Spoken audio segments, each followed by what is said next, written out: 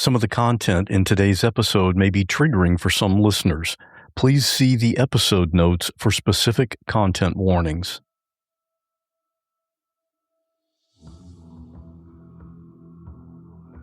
Not everyone likes surprises. Personally, I love being surprised, as long as it's a good surprise. And even more than that, I love surprising people and just seeing their reaction. About 3 or 4 years ago, I got what I think is the biggest surprise of my life. At that time, my dad had been gone for about 6 or 7 years, and one night my mom invited all the family over for a game night at her place. This happens all the time, so it's nothing unusual. But while we were all there, she made an announcement that at age 80, she was going to get married again. And I never saw it coming. But it's worked out great. Jim and my dad were actually best friends for most of their lives. Jim's wife passed away a few years earlier, so it really all made sense. And it made for a crazy and wonderful surprise for all of us. Today, you'll hear about a surprise that Victoria got one day from a former neighbor. It was about her dad, and it was not a good surprise. Victoria told this story on the podcast about 4 years ago, and after our conversation, you'll hear an update on what has happened with her family and her dad since then. Real people in unreal situations. The eerie silence when I walked in, and he's just staring at me. I was like, hello, are you okay? And then I had to tell him it was me. There was just blood everywhere. They're shouting, they're screaming, they're being hit by bullets, they're hitting the ground. And in that moment, I literally thought, this is how I die. Everything changed then. And I just thought to myself, this isn't happening. Every single story deserves to be heard. I'm Scott Johnson, and this is What Was That Like?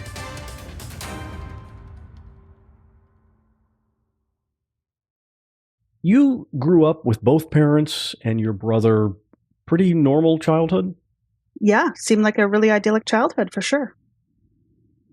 What was how would you describe your family when you were a kid? We were kind of considered the perfect family. It was kind of the household where all our friends could come over to, was welcome. Anyone who came over was always welcome for dinner and just sort of brought in as a member of the household, and just an open door policy. Your parents were married for 49 years when your mother died. Yes. Can you talk about the circumstances of her death? My parents lived next door to really close family friends. I was talking to my mom on the phone one day, and she mentioned that they were going over for dinner to the neighbor's house to catch up because they hadn't seen them in a while. And the next thing I knew, I got a phone call saying that my mom had died. And it turns out she was over there visiting. And when the mom was making dinner, my mom was talking to their daughter and had a brain aneurysm mid-sentence and fell to the ground while talking to this young girl. And she was dead before she hit the ground, probably. I can't imagine how traumatic that must have been. And this family, the neighbors that were they're the Walkers. The Walkers, yeah. And this was unexpected completely? Did she have any history of health issues that would lead to this? She had no health issues. She was 65 and no medication, hadn't been to a doctor recently because nothing was wrong. My parents went camping all the time with the Walkers. My mom was very active and happy and healthy. Nobody expected anything to go wrong. How close were they with these neighbors? I mean, were they just really, really good friends, or? Well, we didn't call them friends. We called them family. So anytime there was a function, like for Christmas, we always had the Walkers come over, and we went camping. The Walkers were coming, and we actually would joke with them. We'd say, "You guys aren't friends. You're family. Of course you're going to come to this wedding. You're family." So they were always included in all our family events, and we were in all of their family events. They lived right next door, and I actually lived a few hours away, so I had rushed down that night. And they came over the next night. They just called us and said, "Don't make dinner." I guess they're so thoughtful that they knew we weren't going to be able to make food and take care of our daily routines. And they actually showed up one by one, all four of them, one carrying a casserole, one carrying a salad, and they just put it on our table, hugged us. I'm just getting choked up thinking about the love that they showed our family. And then they just left so we could have dinner by ourselves.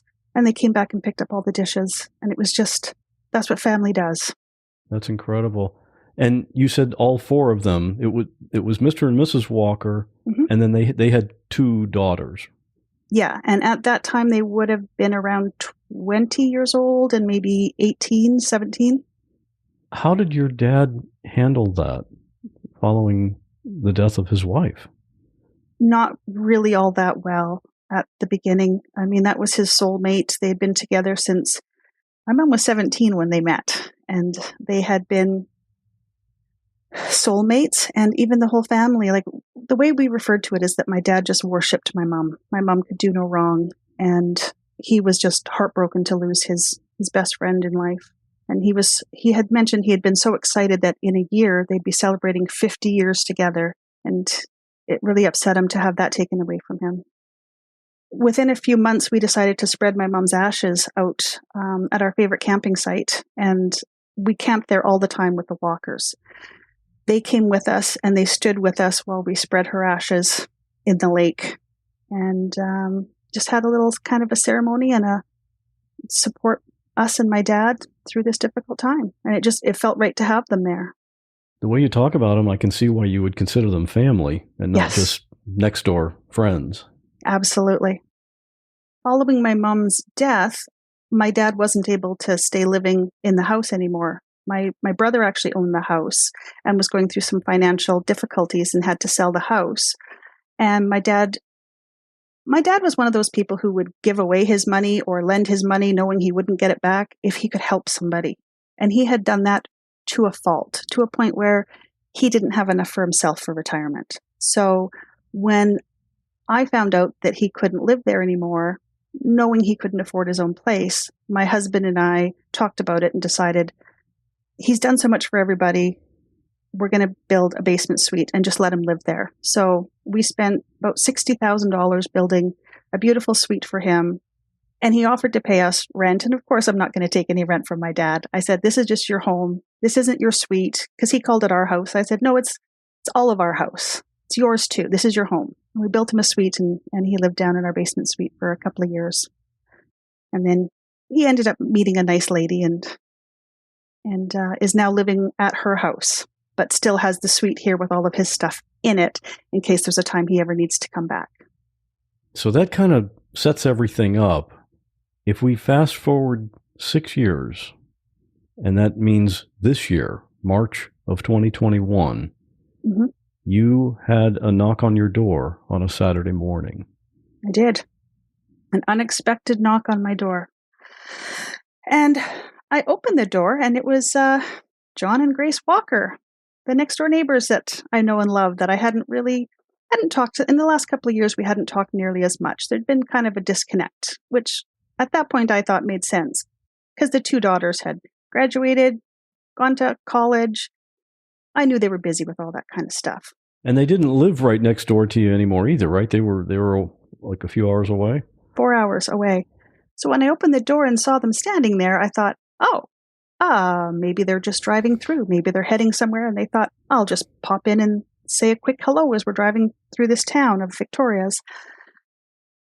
But then I saw the look on her face, and she said, I have some news, and it's not good. And so I asked her to sit down on the couch.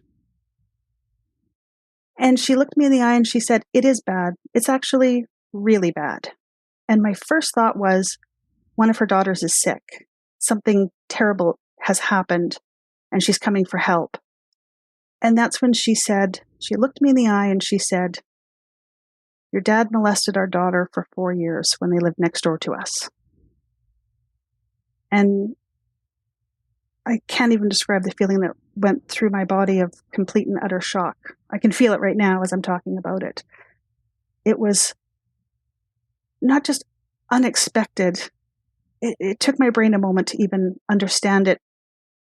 And as soon as it did, the weirdest thing is I immediately went, yeah, that makes sense. I think part of me kind of suspected that my dad and Michaela had been a little too close. What made you suspect that? I don't think that I consciously did, but when she said it, it was like a couple of pieces of the puzzle went together. Because my dad liked to go quadding when we went camping. And Michaela was a bit of a tomboy and liked to quad. And the two of them would go off quadding by themselves all the time. And for people that don't know what quadding is. Oh, four-wheeling, ATVing out in the country. Okay. Yeah, out in the bush. So yeah, camping and four-wheeling down a trail. And so they went off together. Quite often.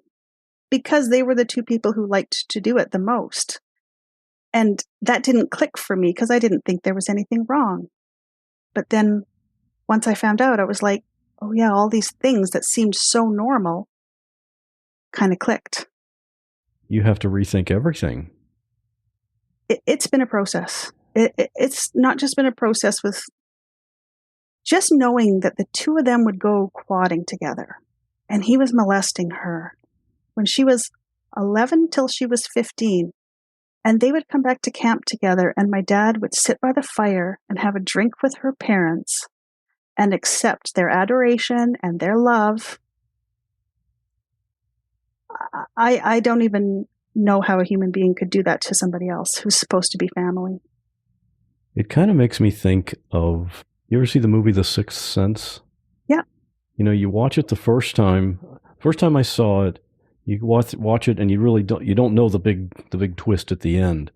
But then after, when you find out, you got to kind of watch the whole thing again to see what did I miss? All those clues were there and right in the open, and not suspecting anything, you wouldn't even notice those things. But wow. in rethinking that, you gotta picture all of those things in your head. Wow, that really wasn't what I thought it was. Wow, that's a fantastic analogy. I didn't think of that. You're exactly right.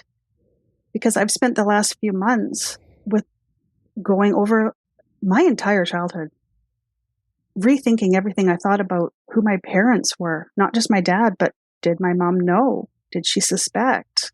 Like, this seemed to be a big secret that was kept.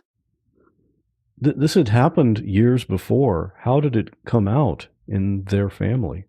Yeah, it had actually, at the time that they came and talked to me, it had actually ended 10 years prior. And they had just found out 3 years prior because Michaela was training to be a police officer. She had gone to college and she had decided to go through the courses. And at the end of it, she passed all of the exams, but the last thing she had to do was a psych evaluation. And she flew through it just fine, but one of the last questions was, have you ever been the victim of a sexual assault? And she had never spoken a word about it, but she said, I just sat there going, I can't lie. And she said, for the very first time in my entire life, I actually spoke the words, yes. That's when it all ended. And they said, like, we can't let you be a police officer when you have unresolved trauma. And they sent her for counseling. And she failed the exam and she is not able to be a police officer. She has to wait 2 more years to try again. She started going to therapy for a little while first and got ready and got prepared. And she actually wrote out a letter to her parents. And then she asked them if she could read it to them. And she asked them not to, can you not talk until I'm completely done? Because she just needed to get it all out at once to them. And I can't imagine what that must have felt like for them to hear that from her, especially for someone they knew, trusted, loved, and considered one of their family members. That's a day that they'll always remember, for sure, not in a good way. When this happened, Michaela was from ages 11 to 15. Mm-hmm. And your dad was age 65 to 69. Yes. Michaela and I have spoken about this quite a number of times on the phone since. And she said she thinks she was around 11. She's a little fuzzy with the exact years, but she's got a general idea. When she was around 11, they would go quadding And she just sort of noticed when they'd go back to the truck, while she was taking off her muddy clothes, he would need to reach into the truck or something. And instead of just waiting for her to be done, he would push his body up against the back of her body and reach through in a way that made her feel like something was wrong.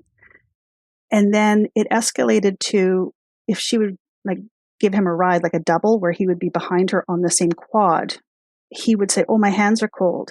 And he would warm them up by putting them underneath her shirt, but on her bare stomach. And after because she said she thought that was weird, but she didn't know. She didn't know how to stop it. She didn't know how to say anything. This is like someone she considers almost a grandpa. You know, after a few times of doing that, it ended up moving up and then also moving down till he was touching her inappropriately. And eventually this escalated to rape. It did. It did. She said that she stopped by the house thinking that my parents were home and she was walking home from school and didn't realize my mom was away and knocked on the door and it was my dad. She said that the thing he used to get her, there's two things. First of all, when he was still, because it was molestation for the first couple of years and then it was rape for the next couple. If they would go quadding and she didn't want to allow that, he threatened that if she didn't do it, he would do it to her little sister. So she felt like she was protecting her little sister by doing this. Then it escalated to he let her into the bedroom and when she stopped by that day. And then when she didn't want to do it anymore, he threatened that he would hurt her little sister if she didn't continue to comply with that. So she continued to comply for the next year or two. What a position for a young girl to be in. Absolutely. It was no win for her. No. She didn't know what he would be capable of. Yep. Did Michaela's parents confront him directly? Yes, and I'm so proud of them. When they came to my house that morning, that Saturday morning in March, Grace told me that she had just come back from my dad's house, because this was the whole reason for them driving 4 hours to my city. And John waited in the car and let Grace go in, because as a father, he said, "You can't let me be in the same room with that man for this confrontation. I can't be there." And so Grace went in. My dad welcomed her in, thinking it was a visit. And she sat down and she said, "I know what you did to Michaela. I know what you've done." And he started by denying it. No, I didn't. And she said, "I'm not here asking you. I'm telling you, I know what you did." And she said his shoulders slumped and he said, "You're right. We were in love. I couldn't help myself." And while he admitted it, he didn't admit it fully. But she said it just made her feel better to let him know she knew. The last words she said to him was, "You took my daughter's virginity. You took her career. I hate you. I despise you. And I've never hated anyone so much in my life." And she left to come to my house. Did he ever do anything with the younger sister? Yes, it turns out that he did. Grace had been, she had got some plums that she had in her house one day, and she knew my dad loved plums. So she said to the youngest, Brittany, she says, "Oh, can you take this bowl of plums over to Ken and give those? He's working in the back shop next door." And so Brittany walked in there and gave him the plums, and he gave her a hug. And when he gave her a hug, he put his hands down the front of her pants. And she pushed him away. She's a little firecracker. She pushed him away and she said something to the effect of, "Go fuck yourself, you fucking fucker," kind of thing. And she ran out of the house and she ran back into the house where her mom and her sister were. And she didn't say a word, which I think is very normal in that situation, though the rest of us can't understand it. I do. I understand it. It is kind of hard to understand, but you're right. You know, she's a child. Yeah. She's embarrassed. She's confused. She doesn't understand, why did this happen? Is it somehow my fault? Did I do something? And so when that happened, Michaela hadn't said anything either. Nobody had said a word. Later, when John and Grace they knew about what had happened to Michaela, but they hadn't talked to Brittany about it yet. And when they finally got ready to talk to her about it, they had asked her, has anything ever happened to you? And she had said no. And they asked her a second time. 3 times they have asked her in the last few years, has anything ever happened to you? No. Then they sat her down and said, we need to tell you something. Your sister was molested. And Brittany said, yeah, was it Ken? Because she knew exactly who it was. And that's when she admitted that he had done it to her too. And Grace and Michaela both said they remember her coming back from dropping off the plums, and they knew something was weird about her. She was just quiet, but they just thought she was just in a mood or something. I'm wondering, at that time, Michaela knew about Ken and what he'd done to her. True. I wonder if she suspected when Brittany got back home that something along those lines had happened. Yeah, I wonder what went through her mind. This ended when Michaela turned 15. Mm-hmm. Why did it stop then? She said my dad actually ended it.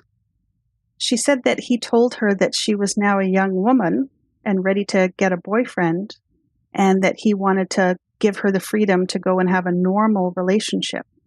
Because the idea for when they were doing all of this, and my dad would say we were in love, we were going to run away together. And Michaela told me later that he kept telling her, we're going to run away, we're going to get married, and you're going to have my babies. And I guess when she finally became of age, he realized this is not going to happen. And so he set her free and told her, you're a young woman now, you need to go find somebody your age. This had all happened before your mom died. Yep. Do you think she had any suspicion of anything? Well, I think so. Looking back now, because Michaela and my dad were actually quite close, and they had started, when my dad got his first cell phone, Michaela had, shown him how to text, and they started texting each other, and they texted each other a little too much for my mom's liking. And I remember asking my dad, why are you and Michaela always texting?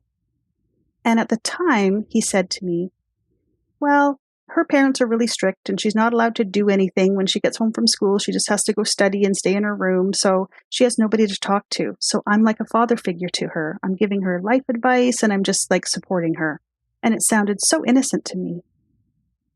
I had no idea what they were texting. And she said to me later, she says, yeah, your dad kept telling me, don't forget to delete these texts when we're done. Don't forget to delete these when we're done. So what do you do when you find this out? I mean, this has to hit you like a ton of bricks. I don't think I've ever been through something as traumatic as this. When I lost my mom, I had only spoken to her a few hours before, and to have her just pulled away like that, all I kept saying is the shock of that was the worst part. But now, when this happened, the shock and trauma of this, I don't even know how to describe it. I have to say, I didn't feel an emotion or I don't think that I was thinking straight for 6 weeks afterwards. I had memory issues. There was one day I was doing something and I thought about something about it being 2021, and my brain just went, is it 2021? Is that the current year? Does our current year start with a 2? Was last year 2020? I would remember if last year was 2020. I couldn't figure it out because my brain was so overloaded, like you said, rethinking everything from the beginning, that I couldn't come up with the most basic things for probably a good 6 weeks. Were you in therapy at that time? I called a psychologist immediately and luckily found somebody who could take me right away, and started, I think, twice a week at first and then down to once a week. And I'm going to recommend anybody going through any kind of trauma, whether it's this or anything else, that's what got me through this. That's what helped me not just figure out my feelings around it and how to deal with it, but to realize what types of things weren't my problem to deal with and to take things off of my plate so that I could deal with my own stuff. It was fabulous. It still is. I'm still seeing somebody and working on it. And did they tell you that it's normal to not be able to think of things that are pretty common, like the year, because you're thinking about so many other things? Your brain can only take so much. Is that Yeah, she explained that to me because another thing is one of our employees asked me one day for a clipboard, and I had to look at it and I go, what can you remind me what a clipboard is? Like, I know what a clip is. I know what a board is. How do those two things go together? And she thought I was joking. But when I told my psychologist this, because the first thing I did was Google symptoms of Alzheimer's. And while I was Googling that, all I could think of is, oh, that's very convenient that Alzheimer's started immediately when I went through this trauma. Like, obviously, this must be related. But I still had to Google it because I just couldn't think straight. And when I talked to my psychologist about it, she said, not only is that normal, but if you weren't having these kinds of memory problems, I would be concerned. She says, right now, your brain is trying to go through your entire life and recalculate everything you've ever known about it's a huge job. So normally when you have to remember something simple like what year we're in, your brain just reaches back and grabs that information. But it is so overworked that when you ask it for something simple, it just doesn't have the energy to reach back for that simple little thing. And it just made me feel better to know that that would get better. It's just like a muscle. If you overwork a muscle, you can't expect it to work right. Did you contact other family members, or how did you proceed after you found out this news? Well, I knew that this was going to change everything because my dad is one of 6 siblings and he's very close with all of his brothers and sisters. They camp together, and they have one of the family members, 2 of them have cabins. He goes and spends the summers with them. And I don't know if, what's going to happen after this news came out. So the first thing I did was called his closest sister, which is Lisa. And I said to her, I have some news and it's going to change a lot. I said, my dad isn't who we think he is. And then I told her what I had just heard. And she sat and listened to it. And when I was done, she said, oh, sweetie, I knew who he was. He did it to me too, when I was a kid. And then she continued and said, he did it to our little sister too. There's 2 of them that he's done this to. For you, that's got to be the second shock. The second wave. Yep, the aftershock. And it was not what I was expecting to hear. And it turns out that wasn't even just a small thing. I mean, with Lisa, she says, I remember him touching me. I remember a few things. But with the younger one, it was actual rape. She was 9. And he was in his 20s, early 20s, probably 21, and had come home, just home visiting his mom and dad and little siblings. And they didn't have enough beds, so they put him in a sleeping bag on the floor of the living room. And when the youngest sister got up to pee on her way back, he said, hey, come here and show your brother some love. Show me how much you love me. And so she got in the sleeping bag with him, craving love, and didn't know what it was that happened. She didn't know what sex was. She didn't know what intercourse was. And he did it 2 or 3 times over the weekend to her. And it wasn't until she found out what sex was. She's like, yeah, that's what my brother did to me in the sleeping bag when I was 9, and to show him that I loved him. She didn't say anything at the time either. No, those 2 sisters did talk about it when they were kids, but they didn't tell family members. They kept it to themselves. Just like all of them did. What about Lisa's husband? Well, that's what she mentioned. Is she goes, I've always loved your dad so much. She says, that's why I married my first husband, Robert. She says, he reminded me so much of your dad. She says, you know how your dad, when he gives you a hug and he gives you a kiss, he always holds on a little long. He always kind of hovers a little too close. She says, when I met Robert, I just noticed that he kind of did the same thing and reminded me of your dad. So she says, I think that's what attracted me, that familiarity.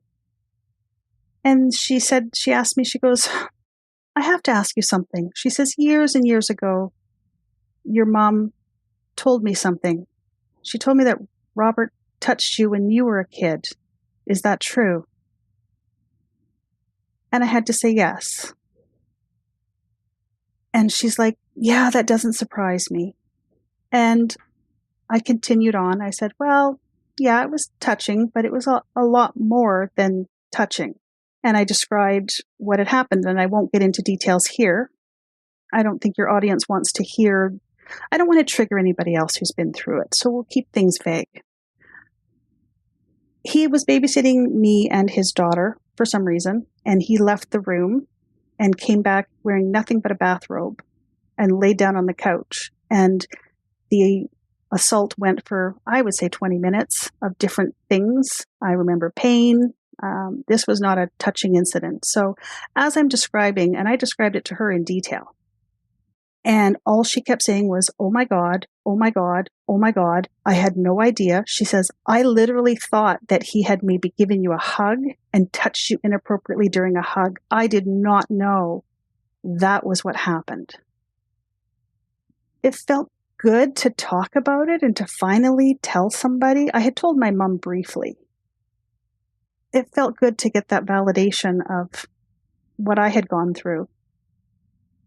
And a couple of days later, she called me again and she said, "I just talked to your other cousin. It turns out he did it to her too. And in fact, her story was word for word what happened to you," she said. So Robert didn't only molest you. No. I mean, obviously, thinking is just, it's kind of common sense that someone that has those attractions and acts on them, that's a lifelong thing, right? It's not like something you get cured of. Exactly. It's not something that, oh, there just happens to be this opportunity, so I'm just going to do this thing once. I don't think that a normal married man of his age would be attracted to, a 6-year-old. I was probably around 6. And your dad's older sister married, I don't know her husband's name, but it turns out he was a pedophile as well. That is the only one that was kind of an open family secret. My mom talked about it all the time, that her second husband, she already had 2 kids. And after she married her second husband, the whole family just suspected that he had molested those 2 kids. Does it still surprise you that pedophilia just runs rampant in this family? It did at first. And now that we've uncovered 7 instances of my dad doing something to people, and there are 6 more involving other family members as well. And I think what happens in a family is when you allow one pedophile in and you don't say anything and you keep the secrets and you don't let people talk about it, it's like a disease that just festers and it continues because of the secrets. And obviously, I'm not a doctor or psychologist. Neither one of us is. Yeah. But it seems like an important distinction that being a pedophile, just having that pedophilia, is not in itself a crime. Right. It certainly carries with it a really bad social stigma, but being attracted to minors is not breaking the law. But when they take action on that, of course is illegal and carries with it all that responsibility. Is that how you look at it? Absolutely. I couldn't say it better myself. It's not my dad's fault that he has pedophilia. We can't technically diagnose him, but we have to make an assumption that he has a form. There are different forms of pedophilia. He must have one form of it. And it's not his fault that he has that. And that's what my psychologist had said. She says, we want to label everybody as good or bad, but sometimes good people do bad things, bad people do good things. Everybody lies somewhere in between. He's not bad because he has this attraction, but he was fully aware of all of his actions and how hurtful they were, and he still continued to do them and hide it from people. Make sure he hid it so he knew he was doing wrong, but the attraction itself is not. I don't blame him for having that. What surprised me the most is, I think because there was one in the family, that there happened to be more. And I think because, like I mentioned before, there's that familiarity that another pedophile seems familiar to others. I wonder if your dad knew that those 2 brother-in-laws were also pedophiles. He did know about the one. That was an open family secret.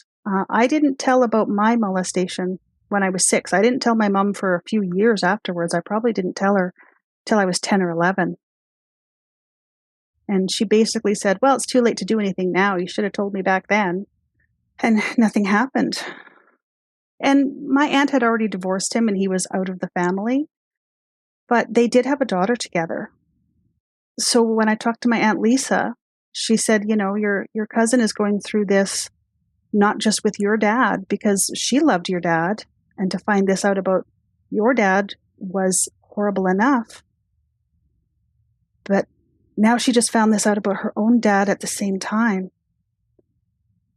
And I have to admit, I have a bit of guilt that comes along with telling my story, because I know what I went through when I found out all of this.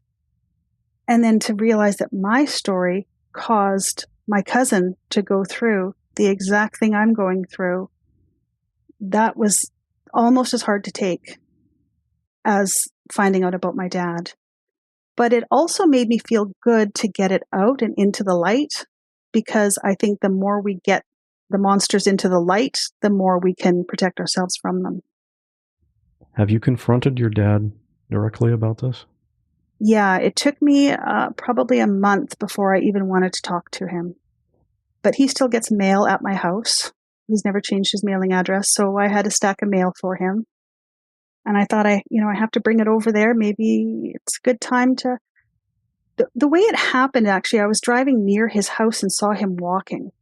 And up until that time, I had just seen him as a monster for the last 4 weeks. I'd referred to him as a monster, and that I never wanted to see him. I never wanted to talk to him again. But I was driving and he was just walking along the road, and I saw him for the first time. And just that visual sight made me want to go see him. It humanized him again for me. So when I got the mail, I thought, I do need to go and just hear not his side of it, because there's no his side of it. I just want to hear what he has to say for himself. So I texted him and said, can I come over and bring this and maybe we can have a chat? And he said, sure. And I drove over to his house. And before I got out of my car, I got my cell phone out and I hit record on a voice recorder. And I walked in and set it down on the table between us. And I said, so, what's new? Tell me what's going on. And just kind of let him talk. He started out, well, he did the same thing that he did when Grace, the mother, went over there to talk to him. He said, yeah, we got too close. Yeah, we couldn't keep our hands off of each other. He minimized it as much as he could. And I just kind of wanted to let him talk. And there was a lot of empty silences. But I did ask him, I said, yeah, but she was just a kid. Like, she was 11. And he goes, oh, no, she was older than that. But not old enough, he said. And I'm like, there it is. It's the confession again. Like, he's owning up to this. I think he has no choice. I knew then and there that I have it on recording. My dad admitting he knew what he did was wrong and that he did it. And he doesn't know about that recording. No. Right? No, he doesn't.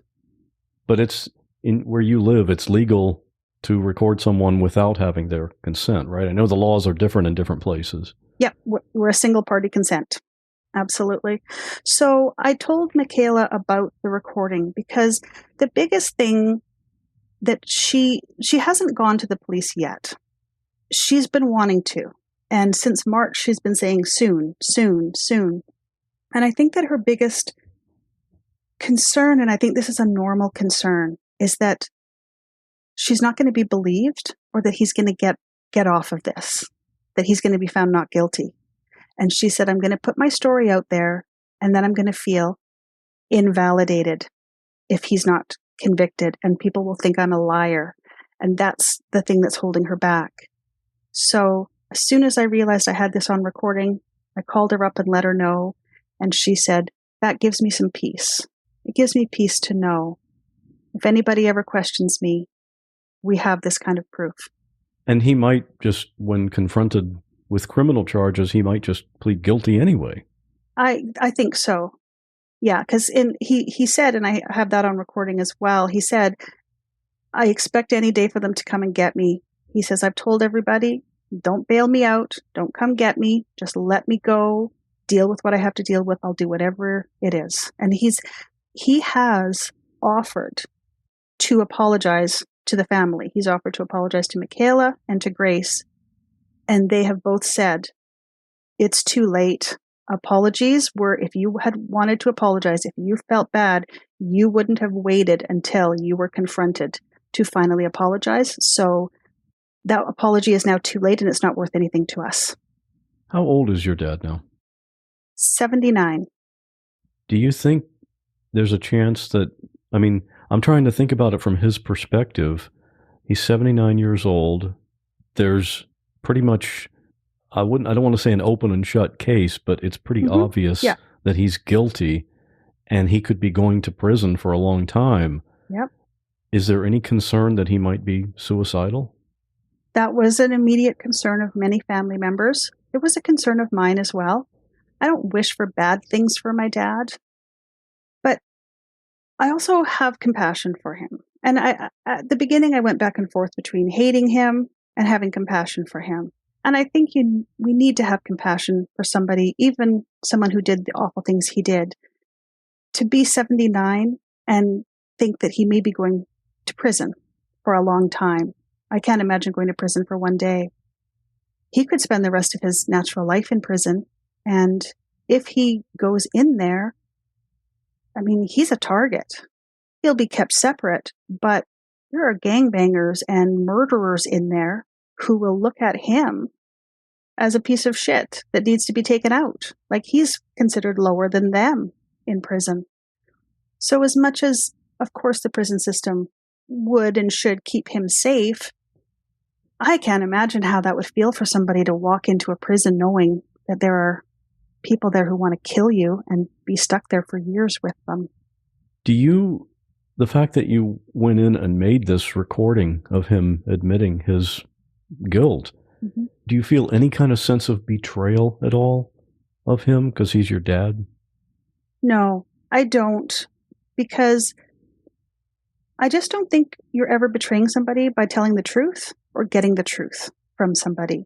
I didn't trick him. I didn't ask him any questions. And to be honest, I recorded it because I knew it was going to be a deep conversation, and that while I'm emotional during the conversation, I might not be remembering everything he says.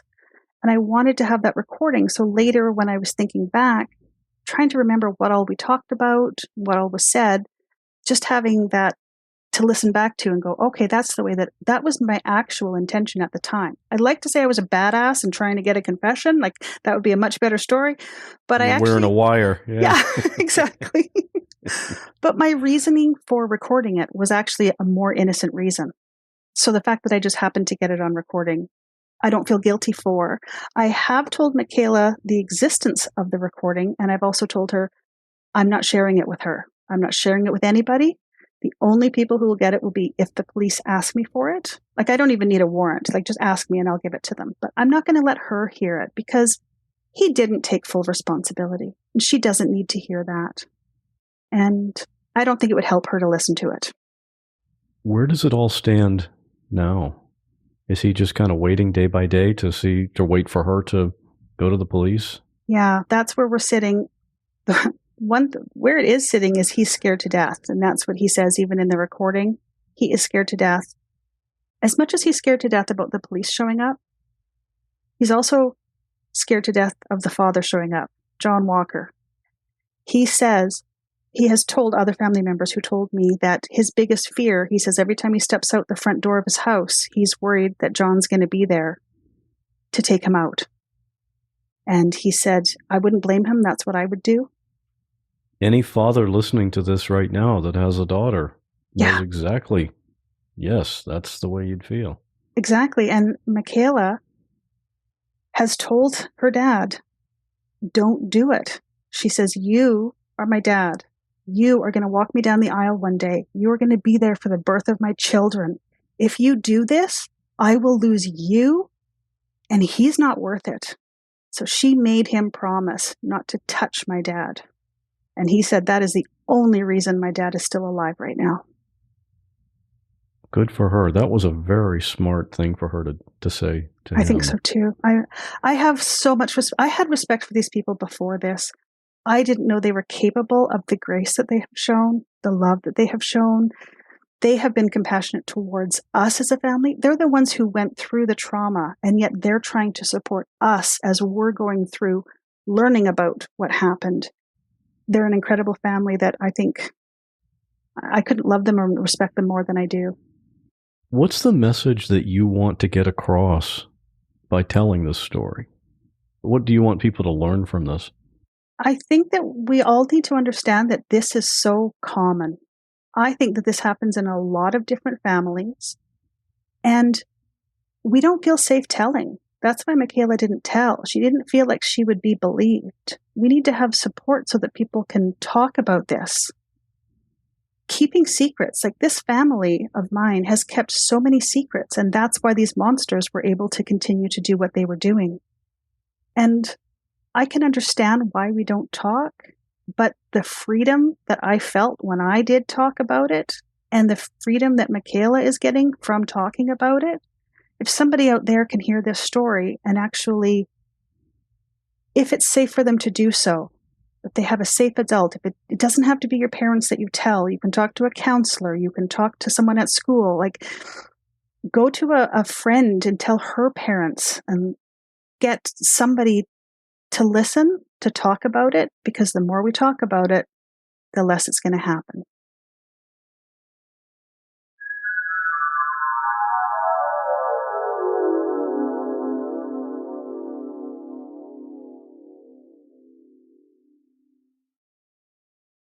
Hi, everyone. It's me, Victoria. It's been a few years. First, I'd like to thank Scott for reaching out for an update on my episode. I'm sure the first thing everyone is wondering is whether my dad will be facing charges for his crimes. We really believed that the reason for Michaela coming forward was because she was getting ready to go to the police with her story, and I was bracing myself for him going to trial and eventually to jail. I even mentioned in my podcast that I was having trouble reconciling that idea of the dichotomy of who my dad is, because for the first 49 years of my life, he was the protector. He was the one everyone in the family went to when they needed help. He was the respected, beloved father figure to almost everyone in our extended family, and even in most of our friend groups. And I've always referred to him as the greatest man I ever knew. Until I met my husband, of course. And as I'd brag about my husband, and I'm like, he's the greatest guy I know. Well, except for my dad. I truly believed with all of my heart that he was this beacon of morality and that he was such a great role model for others. One of my relatives, a young man, who's one of these very stoic people, very strong, not an emotional guy. When he heard the news, he fell to his knees and he cried out, "He was my hero." And I think that puts into words how so many of us felt. So to find that he used that role as a way to take advantage of vulnerable girls in the worst way possible, my mind just couldn't comprehend that version of him. And I think, in my mind, there will always be two of him. The one who raised me and protected me, and the monster who caused, untold damage and betrayed ones that he was supposed to love. But I truly wanted so badly for him to be arrested and to face jail time. I wanted him to be convicted. I wanted him to be held accountable. He always lectured us about honesty, integrity, and doing the right thing when he was raising us. I want him to face the consequences of his actions. I think what he did to all the girls was evil.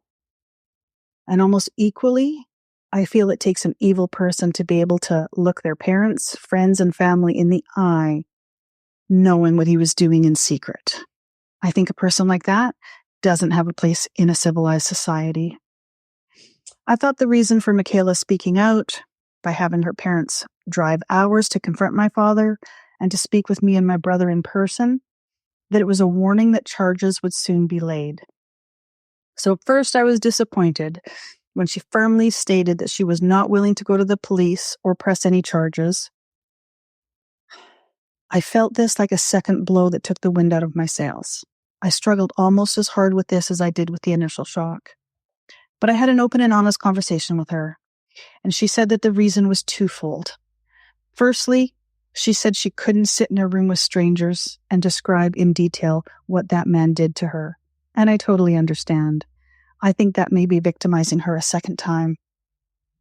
And secondly, and this is the most important part, she said she didn't want to go through all of that to maybe testify and have to see him again. And what if at the end of it, he's found not guilty? She said she would feel so invalidated that she couldn't bear to take that chance. And I get it. That didn't stop me from reaching out to law enforcement myself. I called a few times, spoke to different people, told them about the recording, told them how many victims over decades. But without Michaela's willingness to testify, there wasn't a recent victim. And without a victim, there's no crime. They referred me to Child and Family Services to see if there's anything that could be done to, prevent him from being around children. But again, I hit a brick wall because he doesn't have children living with him and he's not left in charge of children. Therefore, there's nothing they can do, and they just ended the conversation before it could even start. After I realized that Michaela came forward, told all of us all of this painful things, that she had no intention of proceeding with charges, I wondered what was her point in bringing all of this up. But as I moved through this, it makes perfect sense now. She didn't want him to get away with it completely.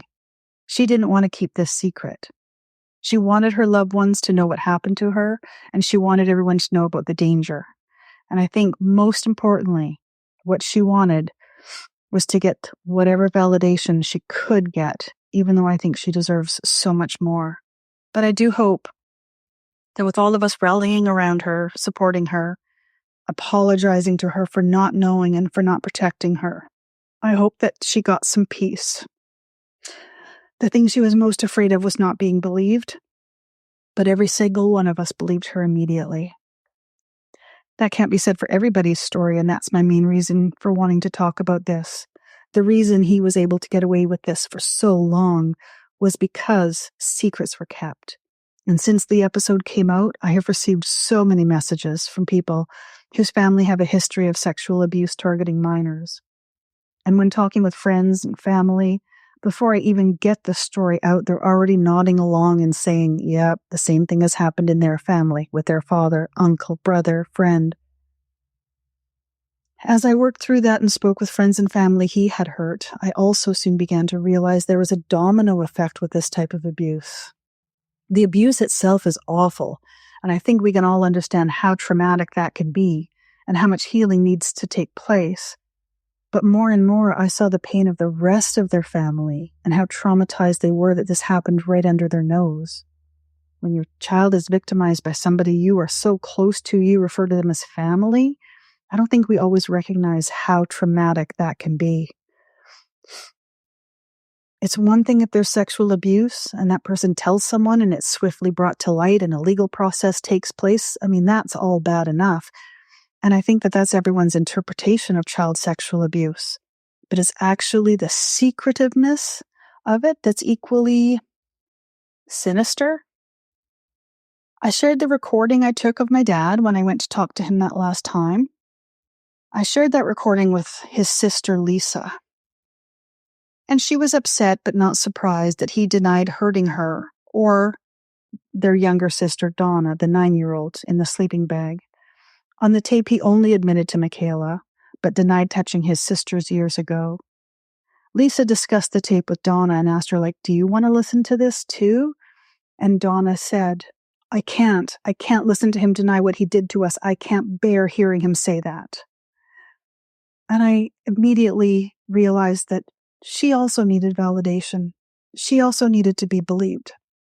I think that would have been very healing for her and anyone else who has endured something so heinous.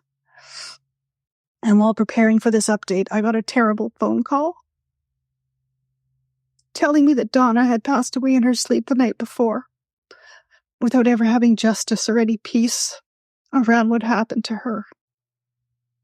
In the end, I hope in some way I can help open a conversation and raise awareness so that fewer people have to live their life holding on to incredibly painful secrets. I wish that my Auntie Donna didn't grow up believing that she couldn't speak up about what happened to her and that families didn't prioritize protecting predators because it's so much easier. And it's still happening today. There's a famous family called the Duggar family. They protected their son instead of protecting his sisters because this topic is just so taboo. As I said in the episode, that's my main goal, is to open dialogue. For anyone being abused or seeing abuse and not knowing what to do, I just would love to see this topic discussed more openly. I want to remove any shame of having something like this happen to you. I'm just one person, so I can't change the world. But hopefully by talking about it, if someone hears this and takes steps to prevent or stop this type of abuse, it could change their world. Thank you all for listening. As I heard Victoria tell this story, and then the more recent update, I just keep wondering how many other children have been victimized by this person. I mean, even if Michaela wasn't able to continue to press for criminal charges, it's great that she at least had the strength to speak up. And by making the family aware, she may very well have prevented other children from being abused. I hope she's able to find healing. Maybe after hearing this episode, you're ready to hear about some good surprises.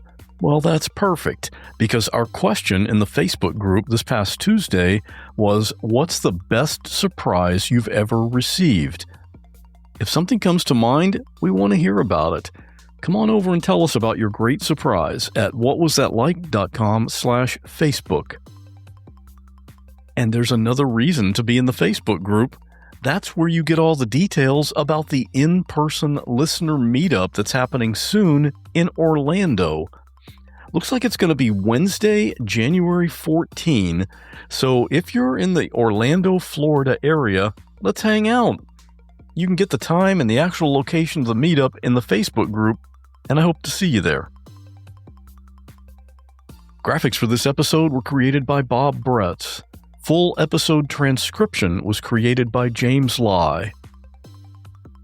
And now, it's listener story time. You're about to hear a story that was sent in by a listener. And this is how we end every main episode of the show. And I'm still hoping that you'll send in your story. Just something interesting that happened to you that you can tell in about 5 to 10 minutes. Record it on your phone and email it to me, scott@whatwasthatlike.com. Today's story is from someone who listened to episode 233 with my guest, Lemon. Lemon escaped a house fire, and in all the shock and the intensity of what happened, she didn't even think about the fact that she was outside and partially naked. After hearing that story, this listener thought of a time when she too forgot about something. Stay safe, and I'll be back here next week with all new episodes on Tuesday and Friday. We'll see you then. I was a single parent at the time, and I lived in a 2-story townhouse. Mine and my daughter's bedroom were upstairs. It was the middle of the night, and I woke up hearing a strange sound coming from the hallway right outside my bedroom. It kind of scared me at first, but I figured it was just my daughter, who was 3 at the time, waking up as she sometimes did during the night. But as soon as I got into the hallway, I noticed that she was sitting on the floor with her back to the door of the hall closet, and she was rocking back and forth, like banging herself against the door. I could see that her lips looked like they were a little bit blue, and she just kept feverishly banging herself against the door. In that closet is where I kept the nebulizer machine, which is what I used to give her breathing treatments when she had an asthma attack. And she knew the machine was in that closet, and all she knew to do was to get my attention by banging her body against it. Since she couldn't speak, she was having such a hard time trying to breathe. So I picked her up, I got the machine out of the closet, I got the medicine, and I quickly was trying to put everything together to give her treatment, but it wasn't working. She wouldn't let me put on her mask. She kept fighting me, flailing her arms and pushing the mask off her face. She was struggling so hard to breathe and panicking. So I ran to the phone because no cell phones at this time. It was a long time ago. And I called 911. I don't recall how long it took them to get there, but I just remember it seemed really quick. And they came in the house, ran upstairs, swooped her up, carried her downstairs. And by this time, the other paramedic had brought a stretcher into the house. They put her on it and took her out to the ambulance. And for some reason, they wouldn't let me ride in the ambulance. So I jumped in my car and followed them to the hospital behind them. It was about a 15-minute drive. Then once inside the hospital, they put her in a bay, like in the ER. And by this time, she's almost unconscious. Like, it's just been a struggle for so long now. And they got to work on her right away. And then I felt like I could step back. And then it hit me. I have another child. He's 6 years old. And I had left him home alone when I took off in my car to follow the ambulance. I freaked out. And I told the nurses that I had to leave. I've got to go pick up my son. I told them that in all the chaos, I just totally forgot to take him with me. They said, no, you can't leave. But I said, I'm so sorry. I have to go get him. I'll be right back. And I turned around and I just left. I left her in the room being worked on by the hospital. I just left. I was a single parent with nobody close enough to help. And I knew that I just had to get back there, get him, and come right back. So I left. I drove like 80 miles an hour back to the house. Thankfully, I didn't get pulled over. And I ran to his bedroom, and he was still fast asleep. He had slept through the whole thing. All the activity of me fighting with her for the treatment, the paramedics coming into the house with the stretcher. He slept through it all. So I swooped him up, got him dressed, and went back to the hospital. And they were so mad at me. Like I was just like the worst parent on the earth. But I guess then they realized once I got back with my son that I really had no choice. It all turned out well, and she made a full recovery, and we went home several hours later. So when I was listening to that episode, when she talked about not realizing that she was naked until after she got outside of the house with the fire, I could totally relate so much to that because of me not realizing that I had left my child at home alone until after I had already got to the hospital. I felt so bad for so long that I had left him. But at the same time, my mind was just focused on getting her help and wanting her to survive. So that's my story. All is well. They both outgrew their juvenile asthma and they're both grown adults and everything is great.